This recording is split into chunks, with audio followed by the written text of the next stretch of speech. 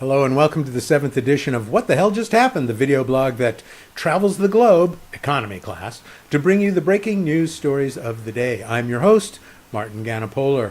This week we travel to romantic Malaysia, home of the Petronas Towers, Mount Kinabalu, and the truly towering embezzlement crimes of Joe Low, a Malaysian businessman who stole $4.5 billion from a Malaysian state investment fund that he and his father managed. So what the hell just happened with Joe Low, whose name sounds like he should be getting 3 a.m. phone calls from Ben Affleck?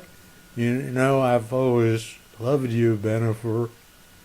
Well, what would you do if you got your hand caught in the world's biggest cookie jar? He and Daddy fled Malaysia and hired the world's biggest lawyer, Chris Christie, former governor of New Jersey, and Mark Kasowitz, a Trump personal lawyer, to lead his defense team. He also retained the services of one Elliot Brody, a big fundraiser for the Republican Party, who allegedly charged him $8 million in non-refundable retainer and $75 million more if he can get Joe Low off the hook. Nice work if you can get it. Now, none of the money can be proven to be derived from the stolen funds, but in the words of Tony Soprano, that's a lot of schkarol. Next, we jump to the Windy City, Chicago, Illinois, where teacher LaShonda Carter has been working for many years. LaShonda has always told her students to reach out to her if they ever needed help. So what the hell just happened with her? Well, one night as she was browsing Facebook, she came to the page of Larisha Plummer, a former student whom she had taught 3 years prior. They started a chat in which Larisha told her teacher she was having a hard time with money while caring for her newborn. She mentioned that there was a job fair downtown that week, but she was concerned about taking her 3-week-old infant on the bus with her.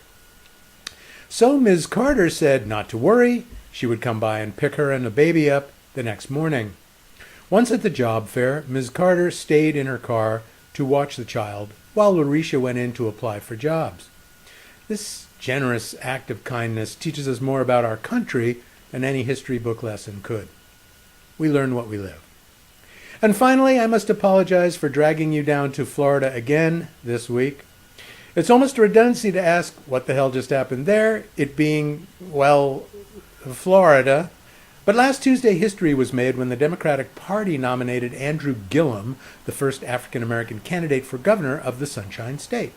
His Republican opponent, Ron DeSantis, immediately went on the offensive on Fox News. In an interview, he commented that Gillum was much too liberal for Florida. He went on to say in a dog whistle that resonated across the airwaves that, quote, "The last thing we need to do is to monkey this up by trying to embrace a socialist agenda with huge tax increases bankrupting the state." Now, I get the feeling that DeSantis' bark is worse than his bite. We'll see in November. Thanks for continuing to watch my weekly dispatches. You honor me with your attention. I hope this week is kind to you and yours. Please join me next week when we again ponder what the hell just happened. Bye for now.